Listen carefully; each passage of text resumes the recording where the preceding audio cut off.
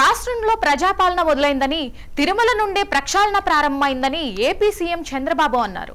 తమది దేశ చరిత్రలోనే చరిత్రాత్మక విజయమని 93% స్ట్రైక్ రేటుతో అధికారంలోకి వచ్చామని ఈ క్రమంలోనే శ్రీవారికి మొక్కులు చెల్లించుకున్నానని బాబు తెలిపారు. అలాగే గతంలో అలిపిరిలో తనపై జరిగిన దాడిలో నన్ను వెంకటేశ్వర స్వామి బ్రతికించారని గుర్తు చేసుకున్నారు. ఏ పని చేసినా వెంకన్న సంకల్పంతోనే చేస్తానని, తాను రాష్ట్రానికి ఇంకా ఏదో చేయాల్సి ఉంది కాబట్టే ఆ రోజు నన్ను దేవుడు కాపాడారని అన్నారు.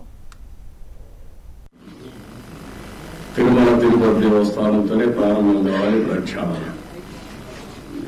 ప్రసాదం లేకపోతే పరిశుభ్రత అన్నిటికీ తిరోగమనం చేశారు. తిరుమల ఒక పవిత్రమైన దివ్యక్షేత్రం. ఈ పవిత్రమైన దివ్యక్షేత్రాన్ని అపవిత్రం చేయడం భావ్యం కాదు.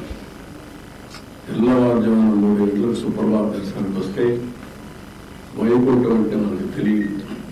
పుస్తకాలను చదువుతాం, వైకుంఠానికి పోవాలని కోరుకుంటాం చనిపోయిన తర్వాత. ఆ సమయంలో ఇక్కడికి వచ్చి వెంకటేశ్వర స్వామి దర్శనం చేసుకుంటే వైకుంఠంలో ఉన్న అనుభూతి కలుగుతుంది.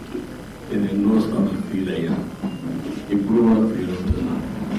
అందుకే నేను ఇక్కడికి వచ్చినప్పుడు అన్ని విషయాలు మర్చిపోయి ఒక పవిత్రమైన భావంతో పోవాలి, ఒకే శ్లోకం ఉండాలి.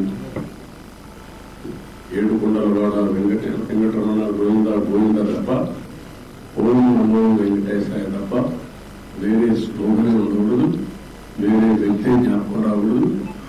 ఆ పేరుతోనే మొత్తం ప్రక్షాళన చేస్తాం. మళ్ళీ భారతదేశం కాకుండా ప్రపంచం మొత్తం అభినందించే విధంగా ఈ టీజీని తీర్చిదిద్దామని తెలియజేసుకుంటాం.